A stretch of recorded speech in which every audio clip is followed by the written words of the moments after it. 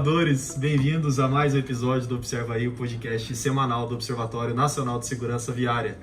Eu sou o Rodrigo Ribeiro, Head de Marketing e Redes aqui do Observatório. Eu sou o Paulo Guimarães, CEO do Observatório. Eu sou o Pedro Borges, Head de Mobilidade Segura do Observatório. Ele tá mais animadinho, né, Pedro?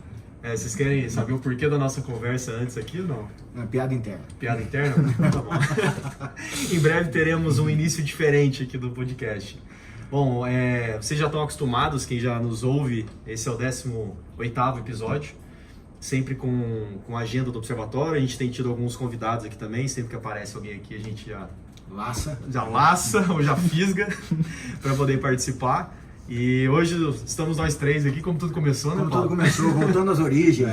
Voltando às origens, mas temos alguns assuntos importantes aqui da agenda do Observatório. Essa semana... Peraí, a gente tá voltando às origens, mas a gente tem um diferencial, porque agora a gente tem o Vitão, o produtor. Vitão, palmas pro Vitão. Vitão, integrando a equipe aí.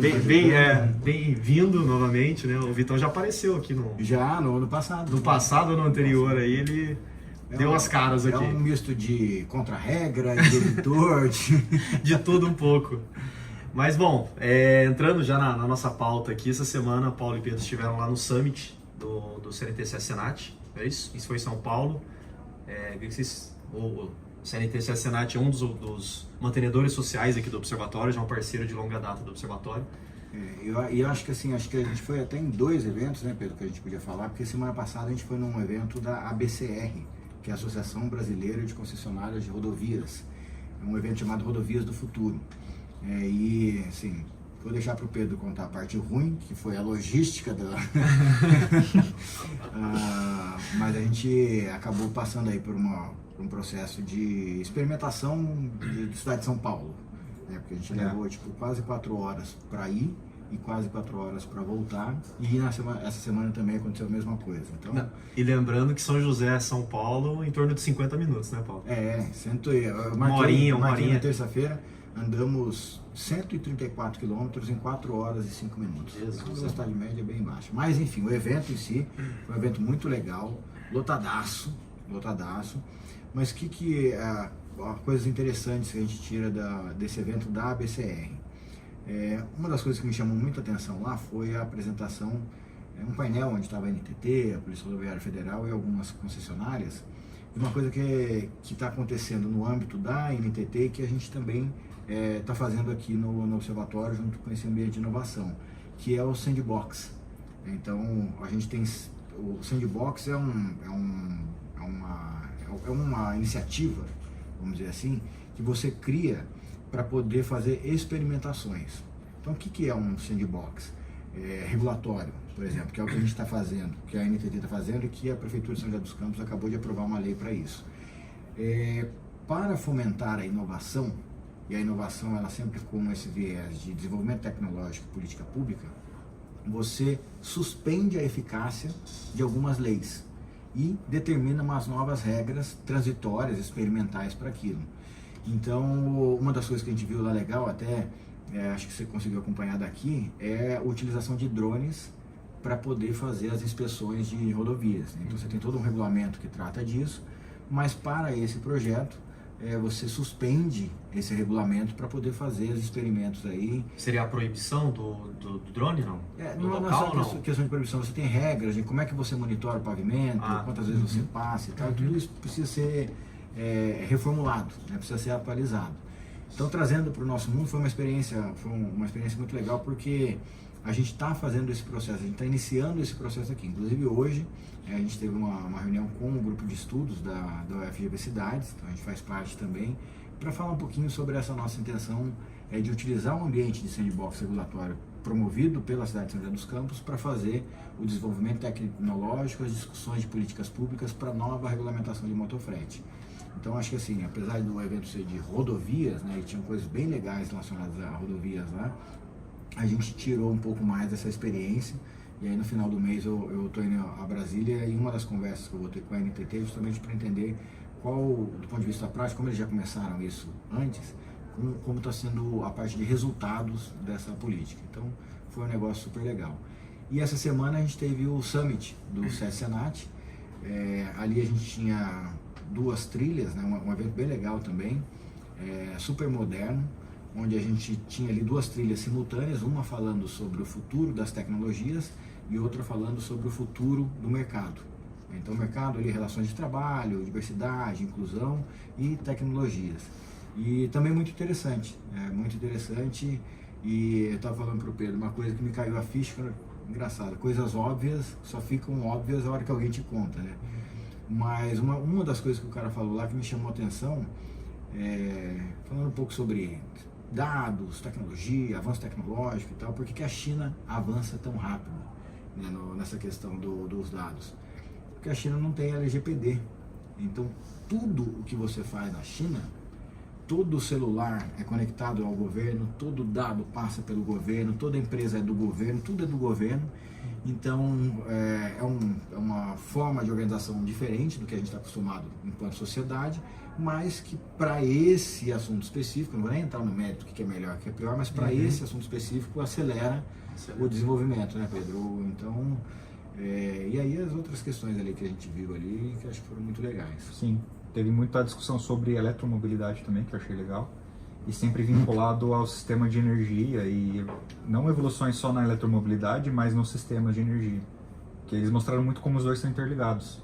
Uma coisa que parecia óbvia também, entrando nesse assunto, mas que para mim não era, é que o melhor hora do dia para você carregar teu carro elétrico é de dia, por causa da energia solar, tá mais disponível no sistema. Muita gente carrega à noite, quando chega em casa. Então teve essas discussões também, de como adaptar o sistema elétrico ao sistema de carros elétricos, ônibus elétricos, etc. E os avanços da tecnologia, né? Hoje a gente tem muita bateria de lítio, né? Hoje a base toda é bateria de lítio, e aí o Brasil tem um potencial gigantesco para a exploração do grafeno, que é a nova revolução das baterias. Então é um assunto que, com a mudança do estatuto do Observatório no final do ano, a gente começa a olhar para essas questões de sustentabilidade também, não só a segurança do ponto de vista ali estrito, mas também o conviver melhor da sociedade faz parte também das nossas tarefas. Então tá legal, a gente está ampliando aí a nossa área de atuação. As horas na estrada valeram a pena, então. É duro, né? É duro ficar na estrada por tanto tempo parado. O pior é ficar parado, né? Exatamente. E a gente foi de carro elétrico. Aquele desespero. Não, e tem as escolhas para fazer. A gente, o Waze até sugeria um caminho um pouco mais rápido. Então, assim, é sempre aquela escolha. Eu vou ficar parado no trânsito. Ou vou fazer um caminho mais longo, mas pelo menos anda, só que na nossa situação a gente tinha um elemento complicador, que era a autonomia do carro. A bateria, né? O raio da bateria, né? Hoje o grande drama do mundo, o mundo tem 2 grandes dramas hoje, bateria e conexão, que é uma outra coisa que impacta muito a gente aqui também. O chinês lançando aí, segundo o que um dos caras falou na palestra, já lançando o satélite 7G, e a gente aqui brincando com o 4.5G, chamando 5G de 5G, que na verdade não é. E quando você diz conexão, que sentido? De conectividade mesmo. A gente não tem hoje, por exemplo, a possibilidade de ter um carro autônomo rodando no Brasil, porque a gente não tem sinal disponível 100%. A gente não tem conectividade full. Entendi. E isso impacta muito no desenvolvimento tecnológico. A gente até tem solução tecnológica, mas a gente não consegue trazer aplicabilidade para o Brasil, porque o negócio a gente é arcaico ainda. E logicamente o Brasil tem toda a sua dificuldade. Você tem algumas concentrações de áreas urbanas mais esparsas, tem alguns grandes centros, diversidade social e econômica pra caramba, de um estado para o outro. Então o Brasil é complexo nesse sentido. Mas o que a gente consegue fazer de bom, e aí eu vou puxar já para um outro assunto que a gente está tratando, e que essa lógica de Brasil continental vai se aplicar bem numa coisa que a gente quer propor agora para anunciar em setembro, um início de um novo projeto, mas a gente está fazendo os vínculos de cooperação com a Europa. Então lá eles têm uma entidade chamada ETSC, que é European Transport Safety Council, né? Exatamente. Que é composto por entidades europeias. A gente teve já um contato com eles, fizemos uma reunião, e a gente deve entrar no ETSC por meio de outras entidades. Então, lá em Portugal tem uma entidade chamada PRP, que é a Prevenção Rodoviária Portuguesa, que é muito similar ao Observatório, atuando ali em Portugal. Então a ideia é que por meio da PRP, de cooperação com a PRP, a gente faça parte do conselho para poder trazer os projetos da Europa e nacionalizá-los aqui na nossa linguagem. E aí quando a gente olha para a Europa e os países, a gente consegue de alguma forma enxergar o Brasil e os seus estados. Então o que a gente vai tentar fazer é trazer essa metodologia de olhar para o continente europeu, olhando para o nosso, entre aspas, continente brasileiro, e ali são 3 projetos, né, Pedro, que a gente selecionou lá? Tem o PIN, que é o Safety Performance Indicators, que eles fazem só um monitoramento anual da quantidade de mortes, taxa por população e taxa por bilhão de quilômetros percorridos. E aí tem o Exchange, que daí é uma questão mais de benchmarking, que nem a gente fez no livro do Penatrans, benchmarking entre municípios, eles fazem entre os países também. E tem mais um que eu esqueci. É o Exchange, o PIN e o Fica para o próximo. Tem a ver, que são 3 conectados, né? Na verdade é um projeto só, com os 3, o Exchange, os indicadores. Tinha mais um de indicadores mais específicos, que agora eu não lembro o nome dele, mas é um que eu acho que que ele está mais avançado, que a gente tem muito chão ainda para alcançar, que daí eles medem muitos indicadores de velocidade, o uso do álcool na direção, o uso do celular, etc. Porque essa questão de monitoramento e coleta de dados tem muito a ver com a infraestrutura do país, né? Então o Brasil não tem a mesma capacidade de coletar o que eles coletam, mas a gente faz esse esforço de tropicalizar o estudo e tem até acaba virando um exercício de comparação do que a gente tem e do que a gente poderia ter, né? Agora quer saber melhor? Eu acabei de lembrar, conversando, aí eu fui fazer a apresentação institucional do observatório lá pro presidente do PRP. Então o nosso interesse são 2 aqui na relação com vocês. Primeiro, é que a gente se integre, comece a fazer trocas de informações, adaptar a metodologia e tal. E o segundo é levar o Maio Amarelo aí para Portugal, né? Vocês seriam os representantes oficiais. O Maio Amarelo já faz 4 anos que a gente faz aqui já, inclusive tivemos lá na Ilha da Madeira, o cara já tá mais por dentro do que... Olha só que legal. Pô, e ele falou ainda, e sentir foto do observatório lá. Exatamente, lá, então... o Pedrão já só arrumou as malas, Mas, muito legal, porque a gente buscando uma entidade europeia para aprender as coisas e os caras falam, não, a gente aprende com vocês também. E já estão executando, né? Já estão executando. Usando aí do observatório, vamos dizer assim, para tocar por lá o Maio Amarelo também. É isso aí. Paulo, mudando de assunto aqui, a gente já tem recebido vários e-mails de várias pessoas nos procurando por conta da Semana Nacional de Trânsito. Aí o observatório já está com as peças, não está, mas eu sei que a gente tem algumas novidades com relação a isso. As peças estão aqui no meu celular. Assim que a gente terminar aqui, eu vou fazer a verificação final. A gente deve, até o final dessa semana, começo da próxima semana, fazer a divulgação. Hoje a gente teve uma reunião de manhã, promovida pela Senatran. Tinha a CEMOB, tinha outras secretarias lá também, mas quem puxa o carro aí, o carro-chefe é a Senatran. E a gente vai ter a campanha, tem um vídeo que está sendo produzido. A ideia é que a gente conecte a Semana Nacional de Trânsito com o Maio Amarelo. Então a captura de imagens, todo o padrão de campanha segue a linha do Maio Amarelo. A ideia é que a gente tenha essa conexão. E a Senatran também está divulgando a campanha. Aí o Denit apresentou um pouco do que eles vão fazer e tal. E tem o prêmio Senatran, que vai acontecer também, que eles começam a divulgar essa semana, que a premiação é no final do ano. E uma das coisas que são interessantes é que está em aberto e vai ser divulgado na Semana Nacional de Trânsito o resultado, né, dessa consulta pública que está em aberto, que é a primeira vez que se abre para a sociedade em geral votar no tema principal do ano que vem, o tema principal das ações educativas. Eles deram 3 opções, né? 3 opções. Como é que funciona o processo? Até para as pessoas entenderem. A Câmara Temática é um órgão de assessoramento técnico às decisões do Conselho Nacional de Trânsito. Então a Câmara Temática de Educação faz os estudos e propõe os temas para o ano seguinte. O observatório é representante da Câmara Temática, né? A gente acaba ficando com a relatoria desses processos aí, interfere, ajuda bastante a desenvolver esses temas. E aí é definido um tema principal para o ano seguinte, e a partir desse tema principal você tem um calendário de temas mensais que são definidos. Então, até fazendo campanha, né? Não sei se você está aí com os temas aí, fazendo campanha sobre um tema específico, tem uma das frases lá que eu acho que é a primeira, que é, eu não vou lembrar a frase exata, mas ele fala sobre calma no trânsito. E por que esse é o tema que eu gosto mais? Não é no trânsito peça calma, alguma coisa assim? Tenha calma, alguma coisa, tá em aberto, tá no, não lembro exatamente o verbo, a frase e tal. Mas o que é interessante? A gente tem trabalhado muito as questões relacionadas ao fator de risco velocidade. Então, por um lado, a gente consegue trabalhar muito a questão da velocidade quando a gente tem essa palavra calma. E o outro lado é que a gente tem uma discussão hoje entre, vamos dizer assim, um conceito tradicional e um conceito mais inovador de infraestrutura urbana. O que eu quero dizer com isso? Veio para o Brasil o conceito de ruas completas, mas ele ainda carece de regulamentação. A gente não tem os manuais do Conselho Nacional de Trânsito falando de ruas completas e tal.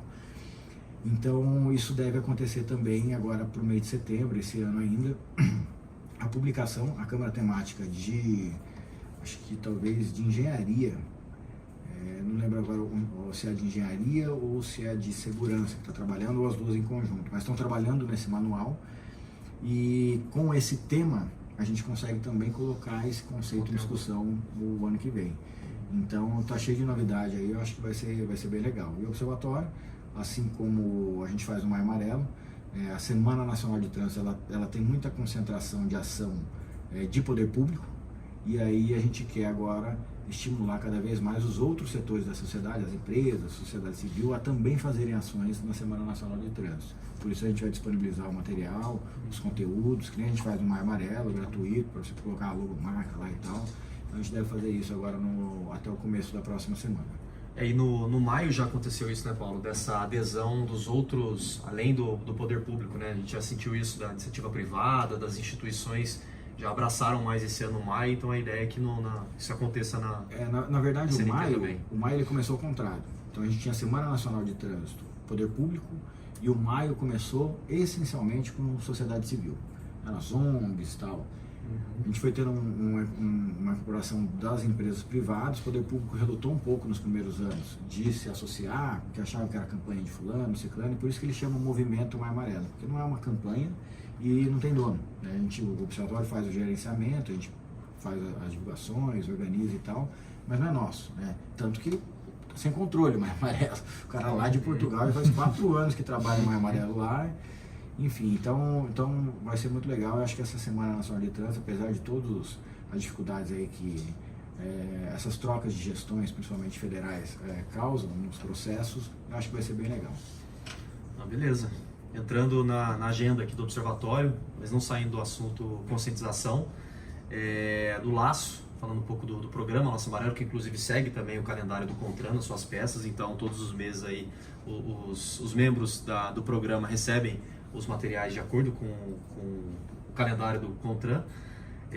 A Congás, essa semana nós tivemos a adesão da Congás, então agradecer ao pessoal da Congás aí a adesão ao programa. Educa, nosso programa Educa, nós recebemos aqui no último episódio a Roberta e a Mari. A mãe do Educa. A mãe do Educa, então já fica aqui o convite para o pessoal assistir, ouvir e assistir o episódio 17 aqui do Observaí, que elas participaram, foi bem legal. Então foi basicamente o episódio todo, né, Paulo, falando sobre conscientização, educação do trânsito. E essa semana nós tivemos também a chegada do Educa a Marechal Deodoro, as escolas de Marechal Deodoro lá em Alagoas. São os 3 aqui, já foram os 3. E você quer falar da área de membros, Paulo? Área de membros? Eu não ia perguntar isso hoje. Ele puxou o assunto, deve ter corajoso, né? Eu quero ver se dá errado. Mas tem, Rodrigo, vou aproveitar aqui as outras 17 vezes que a gente esteve aqui nessa bancada. Não, foram 16. A semana passada você não me cobrou. Não te cobrei? Não, tá aqui. Não, semana passada foi o microfone fake que você me enganou, né? Foi.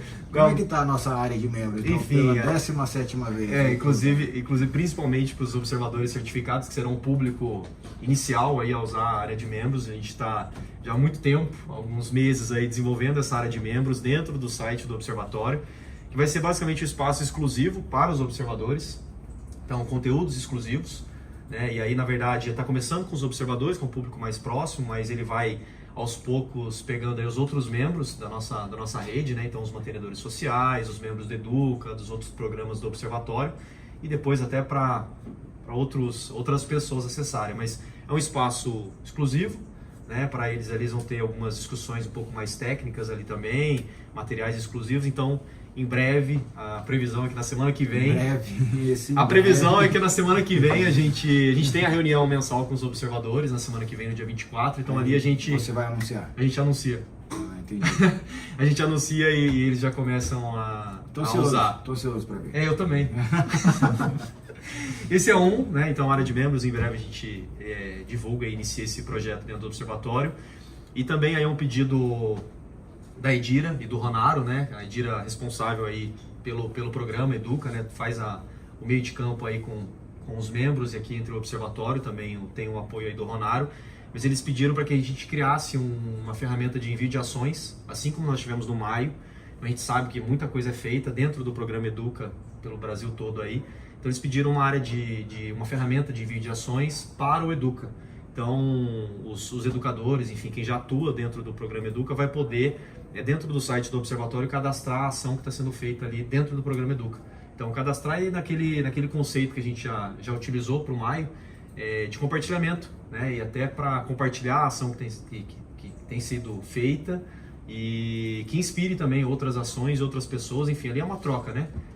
Então, em breve também, a previsão semana que vem também que a gente tem essa ferramenta de envio de ações. Show de bola, hein? Gostei de ver, hein? O pessoal Vitão chegar, o negócio começou a andar. A culpa é do Vitão. Muito bom. É isso, de agenda é isso. Não sei se o Paulo quer falar algum outro assunto aí para semana que vem. Acho que a gente tá se organizando aí. A gente deve ter reforço na equipe ainda em breve. Eu e o Pedro, a gente está trabalhando aí na aquisição de umas bolsas para pesquisadores. Então a gente está avançando com relação a isso. Acho que é um outro caminho que a gente vai seguir e está sendo preparado aqui no Parque Tecnológico o Innovation Week. Então acho que no próximo semana a gente pode falar um pouquinho sobre isso. Trazer algum convidado aqui também do parque. Para falar sobre isso. Beleza, semana que vem não tinha tem uma reunião aqui na região? Verdade. Semana que vem a gente tem dois fóruns interessantes acontecendo. Um lá no Paraná, que é o fórum do PVT, que é o Programa Vida no Trânsito. Foi uma iniciativa do governo federal por meio do Ministério da Saúde. Eles acompanharam um tempo. Começou em algumas capitais, depois foi ampliado para todas as capitais, depois para cidades acima de 500 mil habitantes, se não me engano, e aí teve mudança de governo para variar aquelas políticas que são descontinuadas, mas muitas cidades, muitas regiões continuaram com o programa, que é um programa muito legal. Então vai ter a abertura do fórum do PVT estadual do Paraná, o Programa Vida no Trânsito do Paraná, na quinta-feira, e aqui na região, a cidade de Taubaté, que é um município do Laço Amarelo, vai estar recebendo a reunião do Fórum Paulista de Secretários. Então aí a gente tem discussões interessantes também, o Observatório vai estar presente. Então também para aqueles que são da região aqui do Vale do Paraíba, fica a dica aí de dar um pulo lá em Taubaté na quinta e sexta-feira, lá no site do Fórum, do NTP, enfim, tem aí as informações, mas também é um ambiente legal assim de discussão. Primeiro de relacionamento, a gente se relacionar com os municípios, estar presente ali, conhecer de perto as pessoas, mas também de ver o que está rolando de novidade, né? O fórum ele tem um objetivo de intercâmbio técnico e de mobilização institucional. Então tem algumas pautas que são de interesse da comunidade, do trânsito seguro, da mobilidade, do transporte, que a partir dos fóruns são tomadas decisões de, às vezes, pressionar o governo, às vezes de colocar uma posição dos municípios. Então é interessante aí a participação. Paulo, e de curioso, o PVT, o que se desenrola nesse... O PVT é uma metodologia, né, que foi criada e é muito interessante, porque as coincidências da vida, né? Quando teve, em 2009, aquela reunião da ONU, que decretou lá na Assembleia Geral a década mundial de ações e tal, uma instituição internacional chamada GRSP, a Global Road Safety Partnership, que é uma ONG também, né, financiada aí pelas grandes montadoras e tal, se propôs a desenvolver uma metodologia de estruturação de programas de segurança viária. e precisava mais ou menos um ambiente de sandbox, né? Nem existia essa palavra naquela época e tal, mas precisava testar essa metodologia.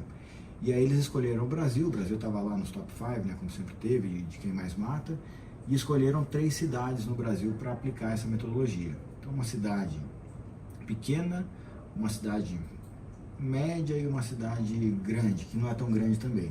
Mas foi escolhida uma cidade até 250 mil habitantes, que foi Guaíba, no Rio Grande do Sul.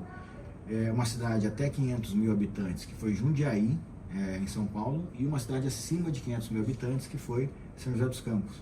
E eu, por acaso, estava aqui naquela época e fui o coordenador dessa, que a gente chama de estratégia de proatividade e parceria.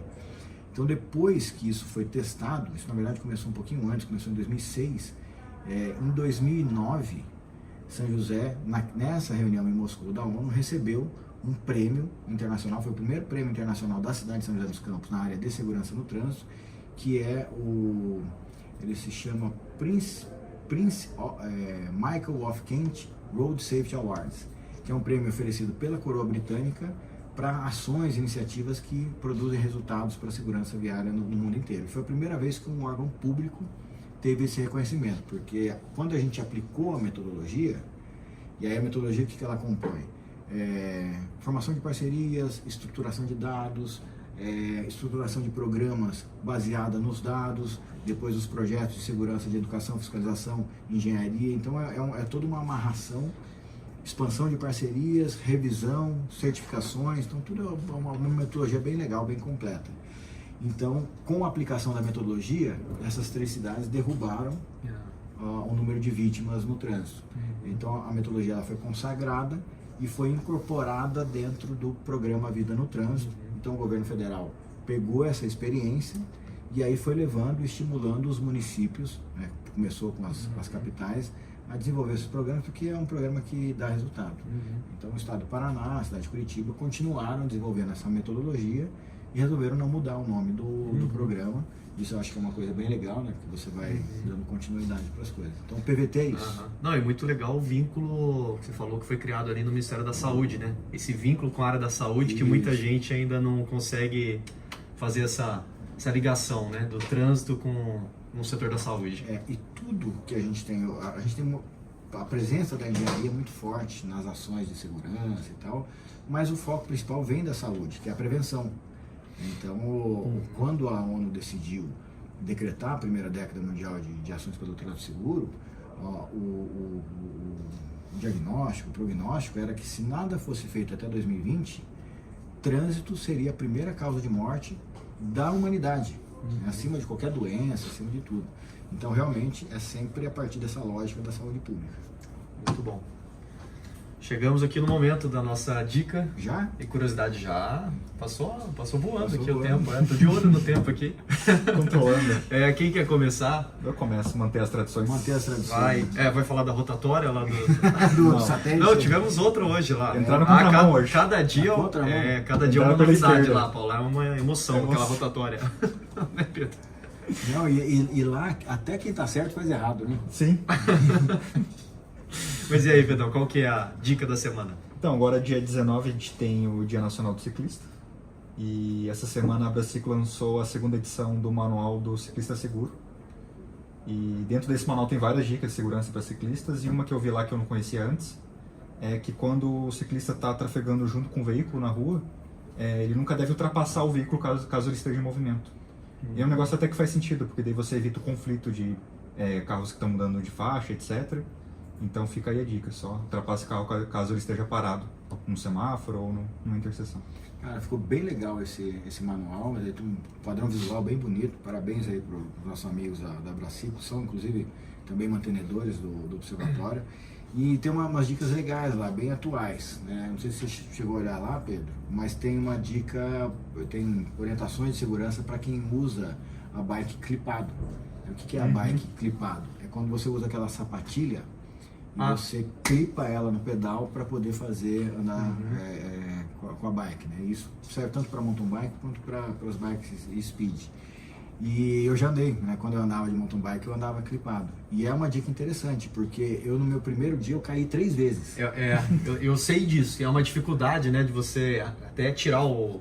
fazer um jeito fazer certo. Porque você conecta o clipe de frente e tira ele de lado. Até você descobrir isso ou alguém te contar. Que é como a tarefa de condução, né? Quando você está aprendendo a dirigir, você tem que olhar para o câmbio para poder passar a marcha. Hoje em dia nem tem muito mais carro com marcha agora. Mas você desenvolve os automatismos. Alguém precisou te ensinar, precisou te mostrar para você ir exercitando. Então uma parte da tarefa de condução tem a ver com os automatismos e a tarefa de conduzir uma bicicleta não deixa de ser uma tarefa de condução. Então esse manual é bem legal. E a curiosidade da semana veio dessa nossa andada por São Paulo também. Eu nem contei pro Pedro no carro, porque eu queria fazer uma surpresa. Ué. Só pensou e ficou quieto. Mas é uma coisa que eu lembrei, na verdade. Porque... Aí vai ver, o Pedro também tá com essa curiosidade pra te contar, pô, tá, né? Não, mas é só dica, a curiosidade é minha. Mas assim, eu sou daltônico. E eu tenho muita dificuldade, principalmente com luzes. Você tem vários níveis de daltonismo. E luz para mim é bem complicado, né? Hoje em dia o celular ele fala quanto você tem de bateria. Os celulares antigos tem um LEDzinho que ele fica verde ou vermelho, né? Que para mim não significa nada. Então, e eu trabalhei muito tempo com semáforo. Então as pessoas, eu primeiro perguntaram como é que você trabalhava com semáforo? Eu falei, olha, eu consigo enxergar o semáforo, então eu consigo ver a ordem e é por isso que a gente tem que ter padronização na sinalização, né? Porque, vou te dar um exemplo. Eu, como daltônico, fui para Florianópolis uma vez. Florianópolis tinha um semáforo diferentão lá. Ele foi acho que foi a primeira cidade que usou aquele conceito de regressivo e tal, nem tinha regulamentação, enfim, como é que era o semáforo que eu estava acostumado? Vermelho, amarelo e verde. Vermelho em cima, amarelo no meio e verde embaixo. Quando eu cheguei lá em Florianópolis, eu estava dirigindo, eu olhei aquele bicho totalmente diferente do que eu estava acostumado. E ele usa, né, não sei, faz tempo que eu não vou para lá, não sei como é, mas na época como era. Você tinha 2 colunas de Maringá luzes. usava esse. Era 2 colunas assim e o amarelo no meio. O amarelo no meio. E aí o seguinte, pro seu desespero, a coluna ela vai diminuindo, porque as luzinhas, né, o regressivo ela vai apagando, como se fosse um semáforo de Fórmula 1. E é vermelho ou é verde? Né, porque eu nunca tinha visto aquele bichão, então eu quase me envolvi numa ocorrência grave, porque eu fiquei em dúvida, não sei se está vermelho, eu parei. E era bem naquela ponte de ligação entre o continente e a ilha, um trânsito violento e o carro derrapando e tal, enfim. Então padronização de sinalização é uma coisa muito importante, porque o sinal de trânsito ele tem que ser perceptível e de fácil interpretação. Então por isso que a gente padroniza a sinalização. Então trazendo para o semáforo, as pessoas perguntam assim, mas como é que você enxerga o semáforo? No meu caso de daltonismo, eu tenho uma dificuldade à noite, porque o que eu consigo enxergar? Quando o semáforo está vermelho, eu consigo enxergar o semáforo lá eu já me acostumei com isso, na verdade, eu consigo enxergar ele lá no ambiente. Quando ele está verde, agora não, porque agora a São José, por exemplo, trocou toda a sua iluminação pública por lâmpada LED. Mas na época da lâmpada halógena, quando o semáforo estava verde, eu confundia com as luzes do poste. Então, qual era o efeito para mim? Eu não sabia se tinha semáforo ou não. Entendeu? Então isso é uma situação complicada. Então qual é a curiosidade? Foi desenvolvida uma técnica, isso lá na CT São Paulo, depois isso foi replicado para vários lugares do Brasil. Aqui em São José a gente não tem muito disso, que você tem o grupo focal, que são as luzes do semáforo, e você tem um elemento chamado anteparo, né, que é como se fosse um anteparo mesmo, é uma carcaça, uma prancha que vai atrás do semáforo, que ela tinha um primeiro objetivo, na época das lâmpadas incandescentes, de quebrar o reflexo do sol. Então como é que funcionava? Você tinha o anteparo, você tem o grupo focal, aí você tem um chapeuzinho, né, que é a pestana, né, que protege ali, então fazia uma sombrinha para você saber qual lâmpada que estava acesa. Quem é mais antiguinho aí, dirige mais antigo, lembra no passado, a gente não conseguia ver direito quando batia o sol qual lâmpada que estava acesa. Então tem esse elemento e tem o anteparo, que é para poder fazer uma sombra, para poder destacar aquelas luzes lá. E aí foi desenvolvida uma técnica, então, e essa é a curiosidade, para daltônicos. Então, se você olhar nos semáforos de São Paulo, o anteparo, aonde tem o amarelo, ele tem uma faixa branca, que é justamente para você conseguir diferenciar, que o daltônico confunde verde e vermelho. Então, eu não sei se está verde ou vermelho, mas aí eu tenho a faixa como referência. Então, se está para baixo da faixa está verde, se está para cima da faixa está vermelho. Começar a reparar quando for para São Paulo. Repara. Então essa é a curiosidade da semana, aquela faixa branca na luz amarela é para ajudar o daltônico a não se matar no trânsito. Beleza. Bom, chegamos ao fim aqui. Muito bom. Mais um episódio, tem alguma coisa a mais para falar aí? Não, parabéns pela área de membros. Não, mas ainda não. Não seca nem não. eu quero esse parabéns agora. Eu vou esperar meu login. Exato. Bom, então tá. Esse foi mais um episódio do Observa Aí. Espero que vocês que estão nos ouvindo e vendo tenham gostado. Convido para assistir e ouvir os outros episódios do Observa Aí. Gostaria de agradecer a toda a nossa rede, aos mantenedores sociais do Observatório, a Abraciclo, a Anfávia, CNTS Senat ITL, a GoPlus, a Gringo, a iFood Ipiranga, Mobilidade Estadão, Raizen, Uber, Veloy e Vibra, aos mais de 450 observadores certificados, a todas as empresas, prefeituras e entidades da Laço Amarelo, as que aderiram ao Educa e a todas as instituições que mantêm cooperações técnicas aqui com o Observatório. Valeu, pessoal, até o próximo episódio. Até a próxima, pessoal. Tchau, galera. Até a próxima.